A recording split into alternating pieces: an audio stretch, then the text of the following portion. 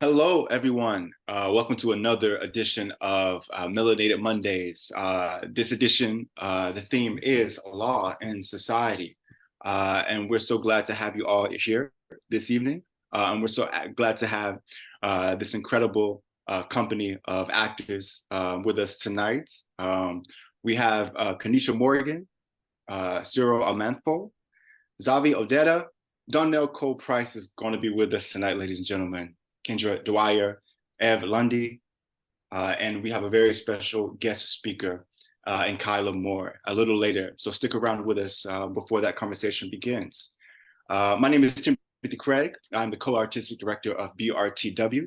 BRTW exists to disrupt any and all oppressive systems that marginalize Black people using narrative and performances as a methodology to recenter Black people and experiences with economic, social, educational, healthcare, housing, and political injustice facing our community.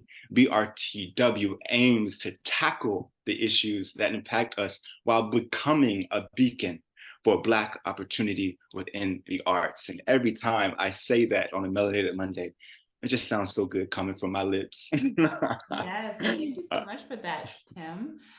So Melanated Mondays, that's what we're talking about. It's a monthly writing and performance salon highlighting a different theme at the intersection of Black justice and civic engagement.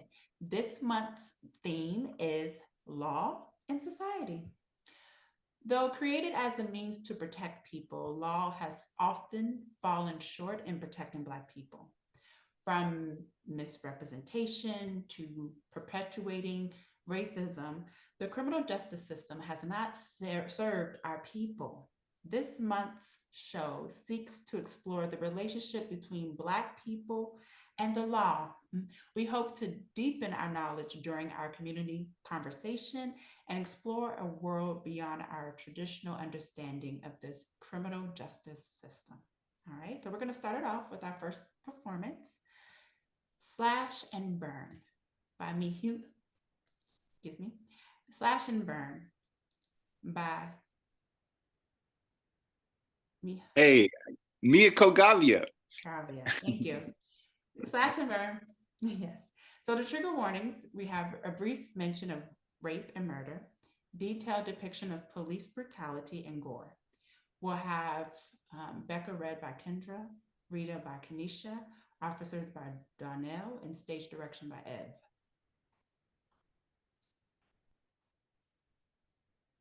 Setting, the exterior of an art museum. Dusk. The chanting of protesters can be heard in the background, as well as the soft sounds of police sirens. On a pedestal on the steps is a statue of a nude woman with wings on her back. A late 20s/early 30s Black woman, Rita, approaches the statue. She's dressed in black. She stares at the statue for a long minute. Then she climbs on the pedestal and pulls a large jar of tomato sauce out of her backpack. The sirens grow louder. Rita pours the tomato sauce over the woman's head. The sirens scream loudly and flashlights hit her face. Rita puts a hand up to shield her eyes. Blackout. Lights up on an interrogation room. Rita is alone, handcuffed, meditating. Becca, an early 20s white woman, enters nervously. She is masked. I'm surprised to see you. I figured. I mean, I knew you arrive eventually, but I expected it to take longer to get through to me. You know, the habit of speedy counsel, it's kind of not a thing. Counsel? Yes, you're my lawyer, right? Aren't you? I know they take public defenders right out of school, but you look a little wet behind your ears. Your lawyer? You're not? I'm a docent from the museum. Oh, fucking great. This, this is something this is something else. You're not supposed to be here without my lawyer. She stands. Becca flinches. Please don't. Guards! Guards! Please don't yell. The ventilation is bad in here and the guards aren't going to do anything. The hell they won't. Hey, somebody's gonna get sued over here. I'm not going to get sued. Oh, really? You might not understand this, but interrogating me without a lawyer when I asked for one 5 hours ago is a violation of my civil rights. I've been playing the nice for 5 hours, but I'm tired of this bullshit already. You messed up my meditation. I'm about to go off. I'm not going to get sued Why? because I know people. People? Who helped you violate the Sixth Amendment? Pretty lucky, aren't you? So this people you know, can it get me a mask or a bathroom break? I've been waiting 5 hours. I'm going to piss myself if I have to wait another 15. They haven't let you go to the bathroom? No, Becky, another perp has the hall pass. How did you know my name? No, are you serious? That's actually your name? Well, it's Rebecca, but I don't see what's so funny. Stop laughing. This isn't funny. Don't you realize what you've done? You defaced the Tunisian Venus, $100,000 statue, a priceless, irreplaceable piece of history and culture. Which is it? I'm sorry? Priceless or 100,000? That's not the point. I beg to differ. That is entirely the point. What? No, you know what? I'm done with you. So I'm sorry if you thought you could waltz in here and lecture me on your white capitalist internalized sexism bullshit because I'm not hearing it. I'm not absorbing it. I'm not saying anything else without my lawyer. So bye. She goes back into lotus position. Bye-bye. Becca doesn't move. Shanti, Shanti, Shanti. Becca turns to leave. Such a shitty attitude. Fuck off, bitch. Fuck off, bitch. Talk about internalized sexism. Really? You don't want to get into that with me, Bex. Trust. No, let's get into it. Shanti, Shanti, Shanti. You want to dish out shit about sexism? Well, then let's talk about how you defaced the representation of the body of a naked woman, a Venus with her arms outstretched. She represented freedom, progress, power for a generation of women. She was commissioned for the museum in 1901, made by Linda Berman, a female sculptor. She's been there longer than your grandparents.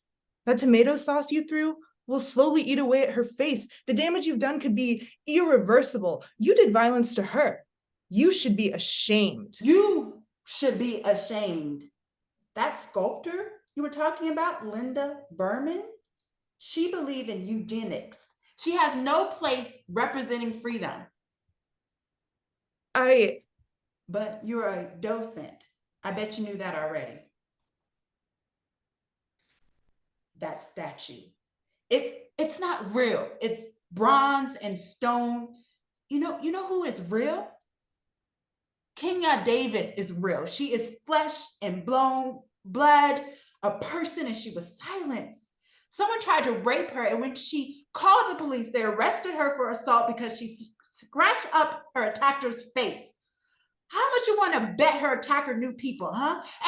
And they got to her to the station. She couldn't stop screaming, so a female officer strapped her to a chair and pepper sprayed her and cut off her hair. The department said she was disturbed and her weave could be used as a weapon. That woman ripped out the chunks of my girlfriend's hair. Her scalp was bleeding. People have been marching for Black men's rights, white women's rights. But what about Black women? But when Black women are hurt, who hears us? Where's your solidarity then? Stop yelling. No, you don't get to tell me, or you don't get to take my anger from me. I march and hand out flyers and I scream, but no one hears me. You Linda Berman ass feminists take protest pictures with your friends and then go home and judge us for things you aren't desperate enough to do. Where are you when it counts? Where are you? Two male officers run in, unmasked. They grab Rita roughly and slam her head into the table. Stop resisting. Stop resisting. Please, you're hurting her. The officers hold Rita down until she is completely still. They straighten her up. She has pissed herself. You should go. Justice is an element of beauty as much as color and outline on canvas. And it was a beautiful statue.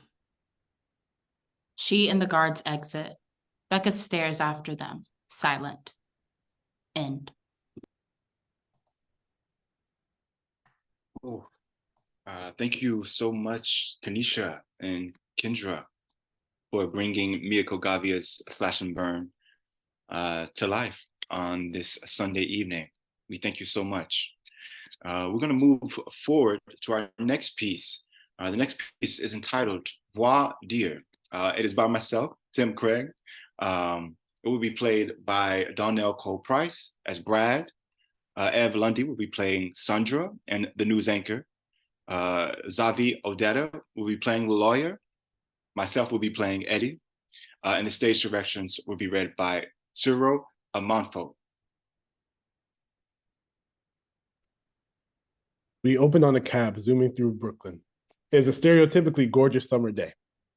Cut to Brad in the back of this cab. Brad is a late 20-something millennial spiraling into the world in front of him. He reaches for his phone while fumbling for it in the back seat. The cab pulls up to the corner of the Brooklyn Municipal Court building. He hands the cab driver $20 American. Brad rushes to the door of the building. There's a sign and podium that reads 8 a.m. jury duty. Brad walks over to take a seat and begins to pull out his phone. The first video his algorithm plays. It is a news snippet from the preceding 5 o'clock news. Hi, I'm Sandra Scoot, and this is what's coming up at 5. New York State is in the process of choosing jurors for the high-profile case of Derek Walker and Sam Parker of the NYPD. Sam Parker could be facing second-degree murder in what is sure to be a landmark decision.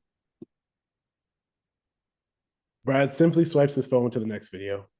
In the next video, Brad sees himself, but in glasses. Welcome, YouTubers. Today in this video, we're going to talk about 101 ways to get out of jury duty. Number 1, tell them that your dog is sick. Brad puts away his phone and rubs at his eyes as if to readjust. He takes a beat to collect himself. Brad Jackson, Here? follow me. Can you do that? Brad rushes up and bumps into the chair in front of him. Sandra proceeds to lead Brad down a long, narrow hallway. As they make their way down the hallway, there are more citizens approaching the two. A white female figure wearing a Black Lives Matter t-shirt appears and slowly begins to disappear, almost as if evaporating.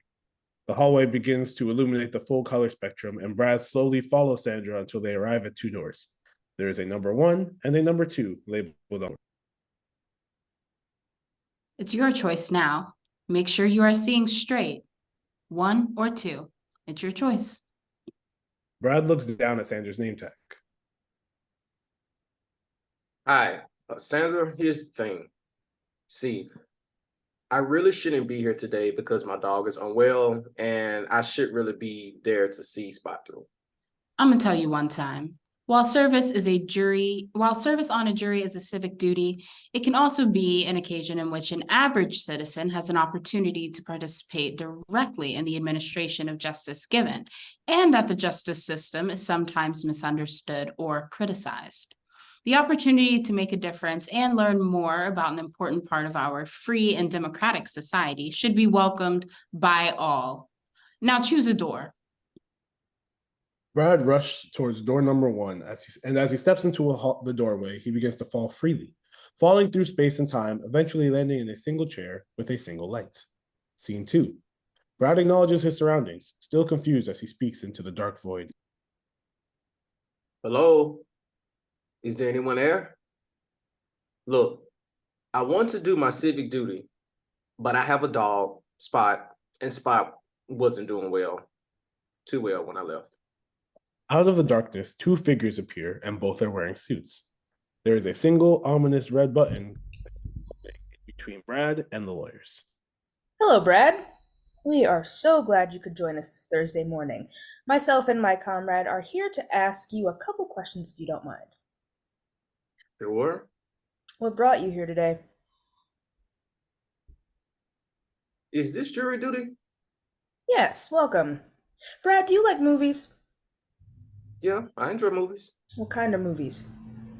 I enjoy suspenseful movies. Have you seen The Watchmen yet? Nah, I missed that one. Brad, have you had any recent interactions with the police? I mean, I got a ticket on my bike. That experience inform how you think about cops? Not particularly. So, do you know any police officers? My father is a retired officer. Do you have a good relationship with your father? Look, I was just saying my dog is really sick, and it's probably not in my capabilities to be a good judge. Your father. What is the nature of your relationship with him? I don't know. There's not much of a nature. Meaning you don't have a relationship with your father who served the force? Did his service to his occupation put a strain on your relationship? Oh, I'm pretty sure he's just an asshole, plus his department only protected him with pension. Police departments don't do much to actually keep up the mental health of. How is your mental health? Are you seeing everything straight? I'm okay, I think. Lawyer 1 reaches for the red button and hovers his hands over. Who Wants to Be a Millionaire soundtrack in the distance. Do you know what the 6th and the 14th Amendment states? Yeah, it's like everyone is due an impartial trial by a juror of their peers, right? I believe the 14th is that every citizen born in the United States is indeed a naturalized citizen. Something like that, I couldn't really pay attention to in government class. The lawyers look at each other. Lawyer 1 hovers his hands over the ominous red button and presses it. Brad's chair begins to shake and he feels the ground around him becoming unsteady. The words peremptory challenge light up behind the two lawyers. Brad begins to plummet through space and time. As he falls, he has visions of Eddie from the elevator corridor. This time, Eddie is behind bars. Yo, I told you, this is how the game goes. You got to show up and show out. The white girl wearing the Black Lives Matter shirt appears again, raising a fist. As the fist gets higher above her head, she promptly disappears. Finally, Sandra appears again. Hey, Brad, how are we doing? I see we've fallen through cracks. Don't worry, you still have an opportunity to show up. Sure. But the thing is, my dog is sick and I gotta get up. I gotta get back. Wow, even as we fall, we are still looking for excuses. You have one more chance. The floating image of Sandra hands Brad a black button similar to the red button. This is how the game goes, Brad. Brad looks at the button and pushes it immediately. Batson Challenge is illuminated by the stars. Brad falls and begins to slow down as he comes to a floating halt. End scene. All right. Thank you for the lovely cast for that. Really, really great work. So we're going to introduce the next piece now. It's called Pocketbook by Chris Black. Trigger warnings will be detailed depiction of murder and domestic abuse. So Harrison is played by Cyril. Dola is played by Zavi, and stage directions by Kanisha and myself.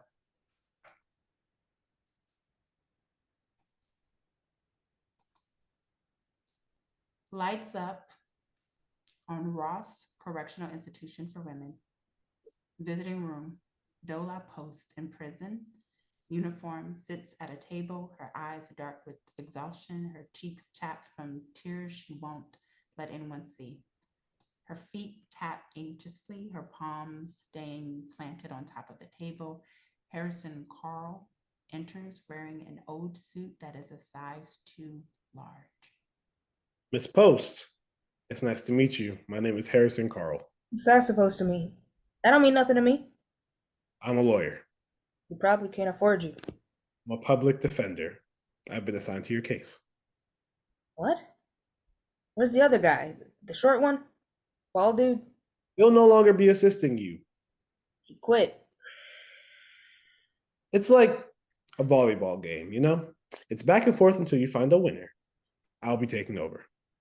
He thinks I don't have a chance. I'm not exactly sure why You lawyers. Oh, you don't care about me. You don't care about people like me. Y'all act like you want to help. Like it's all about justice and helping the little people, the poor folks. People like me. People like my mama. Struggling little black girls. All you want to do is get your win. That's all you really care about. Your record? Your reputation? I mean, where do you go after you leave here? Grab a burger? See family? Play ball with some friends? Forget about the struggling little black girls like me? They don't have any girl lawyers where you come from? Where exactly do you think I come from? Females, women. I think they have a little more empathy. Maybe. Can we talk for a moment? I don't have anything to say to you. A moment of your time. I won't ask much from you, I promise. I'm only asking for a moment. Have something better to do? Because you can go right back to your cell. I can't stop you. You look young. I am young. They sent me a baby. How old are you? You don't already know this? You. But I want to hear it from you. 17. I'm 17. A real kid. And yet you had the passion to do what you did. I have passion too for the law, for doing what's right, albeit a different kind of passion, but that doesn't change the fact that it is a passion. When I say I can do something, not only do I mean it, I make sure to do it. I make sure to try my absolute best. You don't get it, do you? I don't need your reassurance. I need your help. I need to know that you can help. You can. Don't tell me that you can do something, then don't. I've met too many people like you. People who I can't believe. I need someone I can rely on. I will do everything I can. I'm guilty. You need to know that, but I don't regret it. And I don't belong here. I'm not a bad person. I was just raised to tell the truth. My mama did a good job with that. They threw me in here, and I get why, but I shouldn't be here. You said it yourself. You said I'm too young. You didn't steal candy from the supermarket, Dola. You killed a man. You committed murder. It was self-defense. Prove it? Can you? You're the lawyer, hotshot. What if it was a drug dealer? What if I had killed a drug dealer or a gang member or any other man with the same skin color as mine? You think I'd be in here? You think I'd be in here for as long as they got me in here for the rest of my life? I'm 17 and I might never eat my favorite meal, walk on grounds that ain't these ever again. And here I can't walk down the aisle or get a job. You think it would change if he looked like me? Like you? I got your answer. I killed a white man and that's all it took. That's all it took. Maybe you should bring your voice down a bit. He was hurting her. He was hurting my mama. I did what I had to do. May be true. It is. Look, say I don't belong in here with these grown women, with these beasts. Agree with me. You can't help me if you think I'm as bad as everyone else in this place. I can. You can't. Not if you don't believe in me. Say it. Say it or get the hell out. Don't believe me. You won't do a thing but walk out of here and never come back like the last one. I need someone that's going to have the heart to fight for me, to show a jury, whoever else, that what I did was justified under the eyes of the law and the Lord. That's what I need. And if you can't provide that, you're just going to have to go on and publicly defend someone else who ain't me. I believe in you. But we need to work together. And you need to talk to me. About what? Everything. You couldn't pay the bills, rent, barely keep the lights on. Sometimes we couldn't. It was winter. I mean, imagine coming home in the winter to a cold, dark home. I mean, it stops being a home then. It was worse than a place like this. Hell, I had a job. Didn't make much, but it was enough to eat. Nothing super healthy, but if it fills the stomach, why complain? I put in application after application, but don't nobody call me back. They see my address, my name, they see my race, and they don't think I'm any kind of a good worker, so they don't call me back.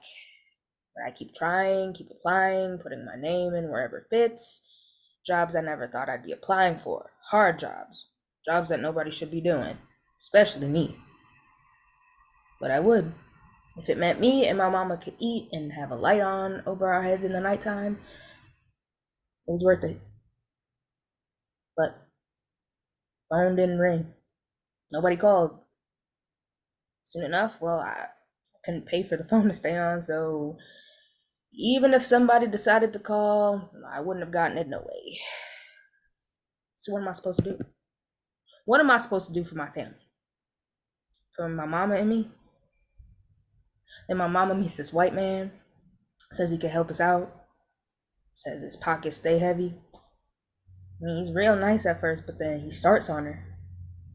New brews every day, and I don't like that. Now, we got lights, but neither of us want to look at what's around us. I walk in one night from going around putting in paper applications, and I see him on top of my mama, calling her all types of names that no black woman should ever be called. A woman at all, I don't care who you are. And my mama screams, and he knows I'm there, turns back and looks at me straight in the eyes and smiles. I can still see that smile now. I mean, I haven't smiled since. He's there, on top of my mama, and I know these hands aren't about to get him off, and he's not stopping. He's not stopping. So you get a gun. Yeah, I know where my mama keeps it. She always kept it right there in her pocketbook. Favorite thing in the world. That pocketbook. She sold everything she owned to save her lives. Every ring and necklace.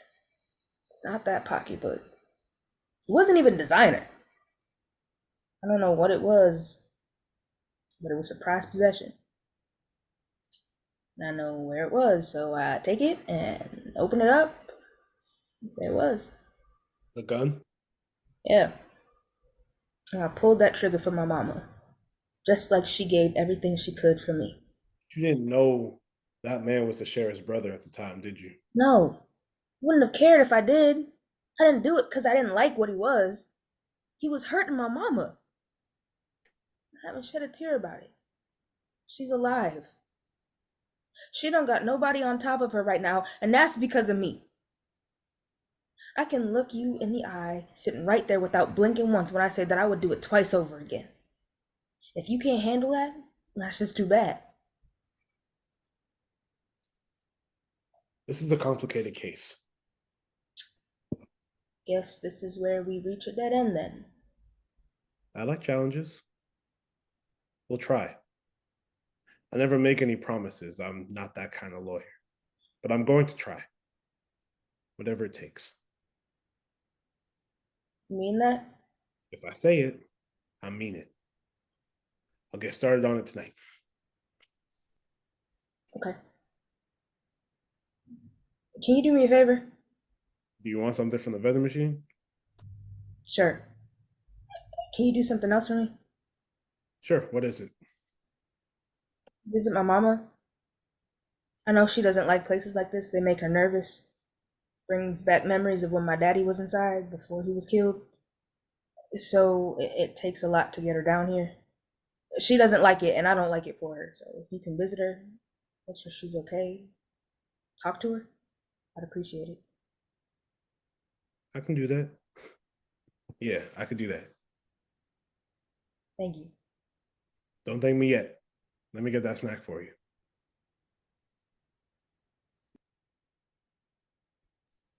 They look at each other for a beat. Dola, fighting back emotion. Harrison examining her silent pain. He gives a sympathetic grin, nods. He stands up and exits, leaving Dola sitting and waiting for so many things. End of play. All right. Thank you to all of the performers for bringing to life the playwright's work. We really appreciate that. The time right now, it's 7:34. We're going to go ahead and give you a 5-minute break. So you all will come back at 7:39. And then we'll start with our wonderful guest speaker, Kyla Moore. I can't wait. So, all right. Thank you, everyone.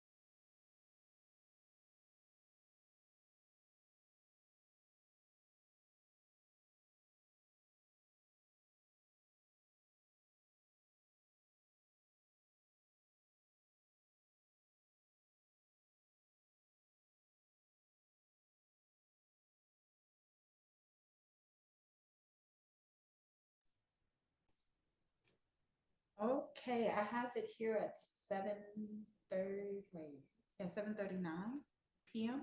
Do we have all the actors here and back? You can put a thumbs up or show yourself. Whichever way.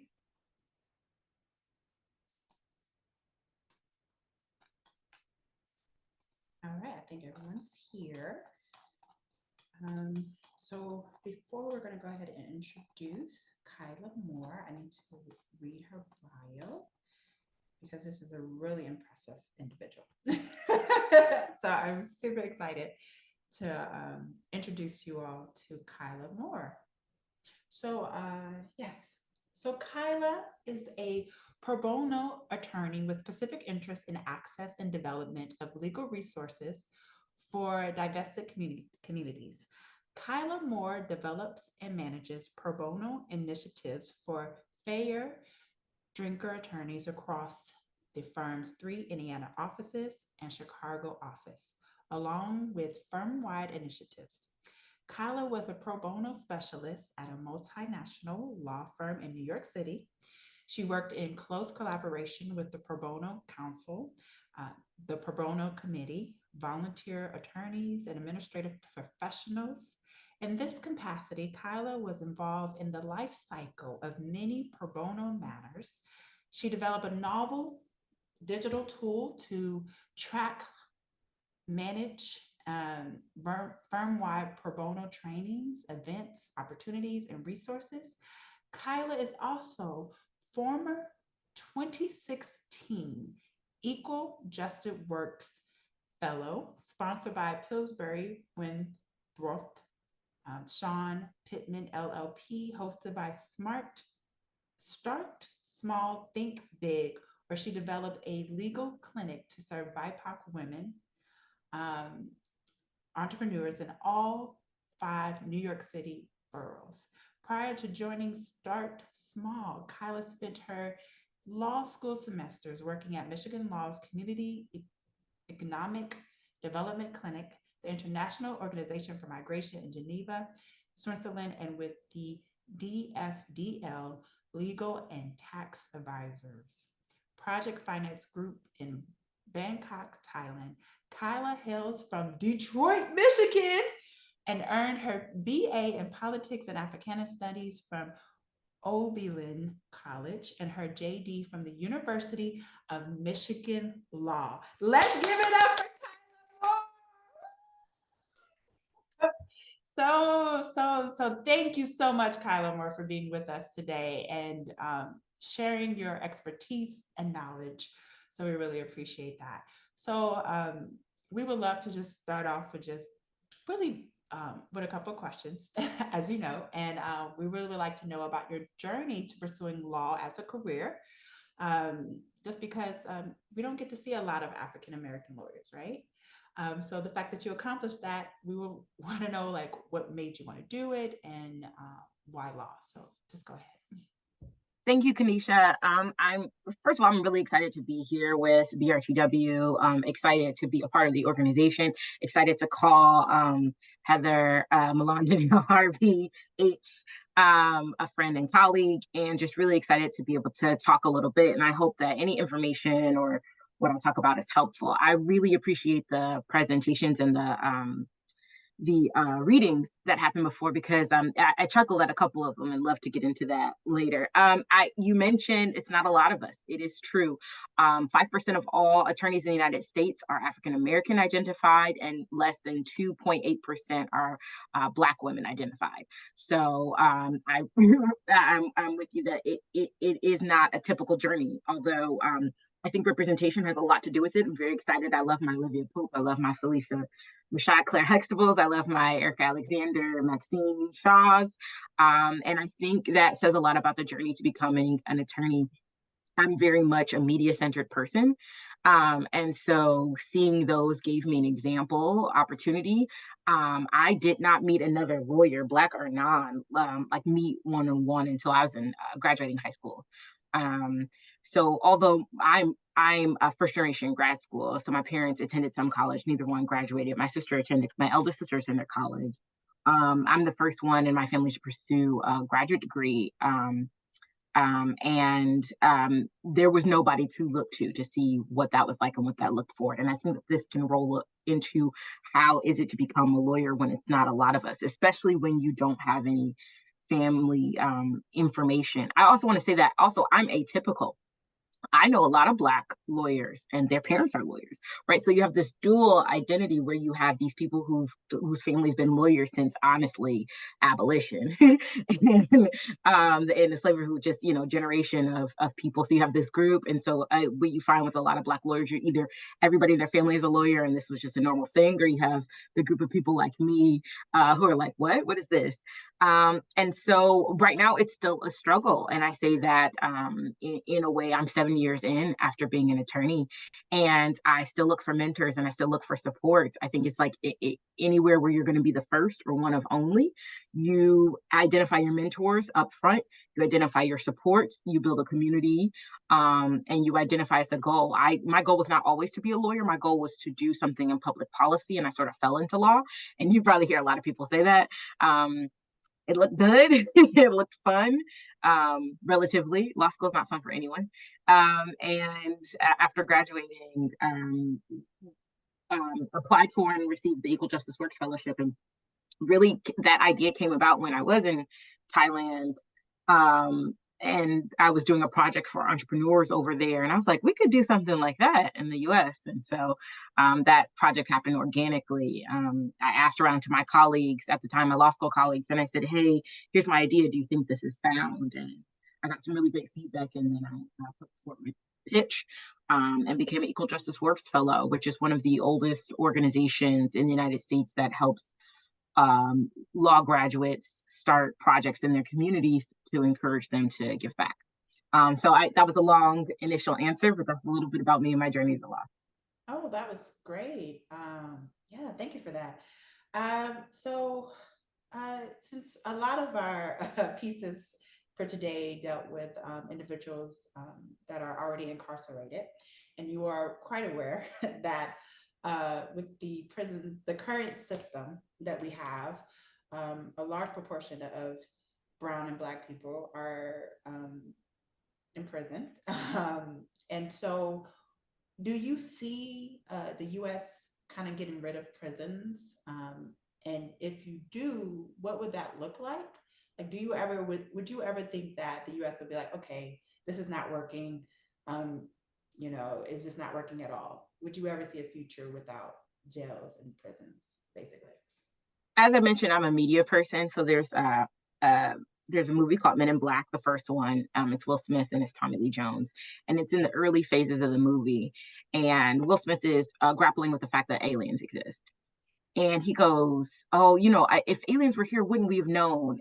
And Tommy Lee Jones has this lovely monologue where he goes, 1,000 years ago, we knew the Earth was flat. 100 years ago, we knew we couldn't put a man on the moon. 50 years ago, we knew about, some fact about science. He said, imagine what we'll know tomorrow. And so I think about that and go, I don't see a system right now, right, that prisons in America are extremely profitable. But imagine what we'll know tomorrow. Right? Like what has happened is not an indicator of what will happen. 300 years ago, we knew slavery was the everlasting establishment.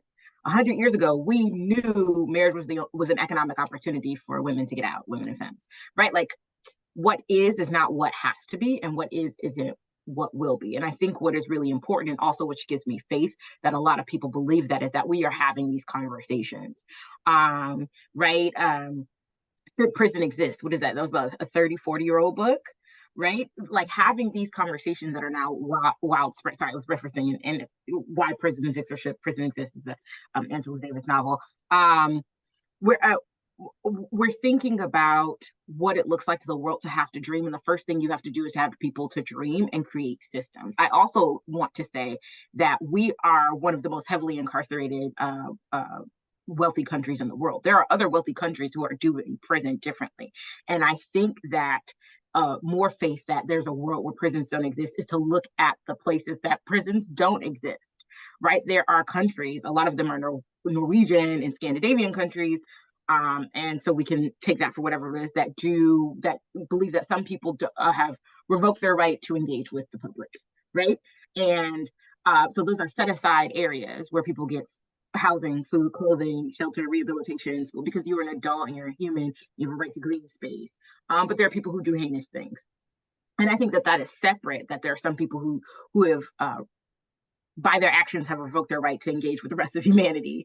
And how we treat those people is very different to the way that we have prisons, should they exist. And I think that's the conversation that I am most involved in, is that the way that we do prison shouldn't exist, right? These torture chambers, these 11 by 11 cells, shouldn't exist. And I think that we are closer to that moment than we have ever been, based on my interpretation of where we are and how many people are talking about it. It used to be a fringe thing of the most leftist person to be like, prison shouldn't exist. And thank God for the Black Lives Matter movement, for people who took that tragedy and said, we're going to use it to talk about some of these fundamental issues in our system, to platform the idea that prison shouldn't exist. What we see, a heavily incarcerated population, African American, Latino, and LGBTQ, Black LGBTQ people overrepresented by, hundreds of thousands of numbers in their percentages in prison system. This is not the way to go. The Innocence Clinic is, freeing somebody, once a day you're getting an announcement that somebody was incarcerated for a crime that they didn't commit, that they were in prison for 16 years, 15 years, 30 years, 25 years. So we're seeing not only the fundamental lack of effectiveness of what prisons were even created to do, right? To control the populace harm, or to rehabilitate and things like that. You're not even putting the right people in the prison, right? So, for me, there's like a couple parts of the question, and I hope I've gotten to all of it. And I think that we are closer to that world ever. What is the Arundhati Roy quote? On a quiet day, I can hear the free world breathing, right? Like, we are closer to that moment than we have ever been. I genuinely believe that. Okay.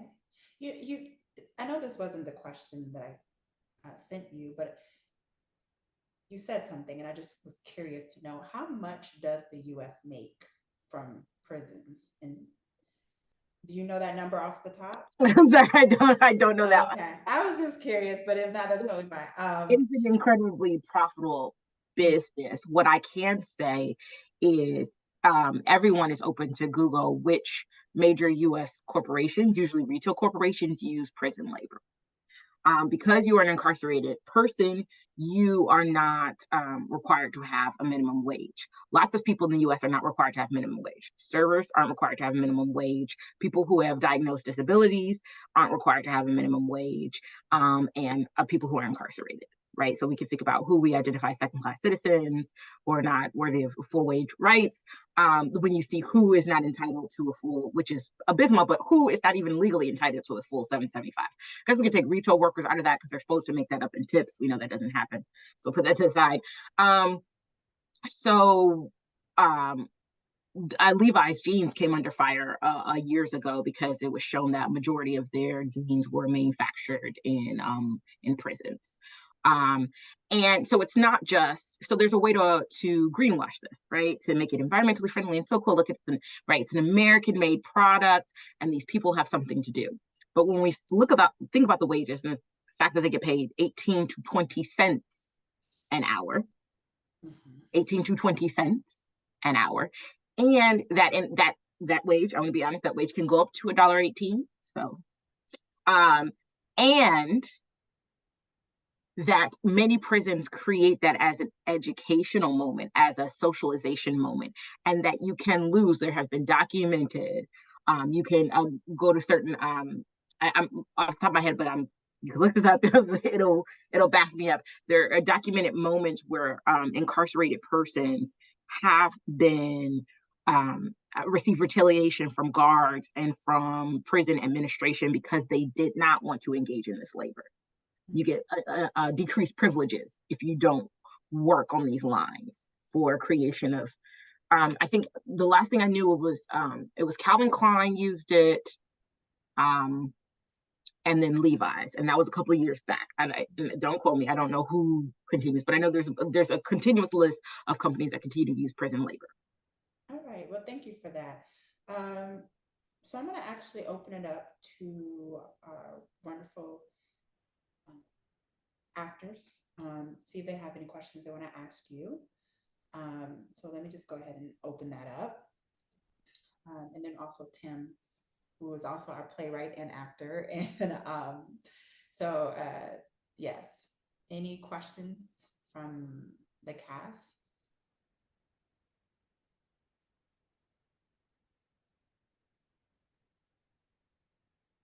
Hello, hello, hello, Kyla.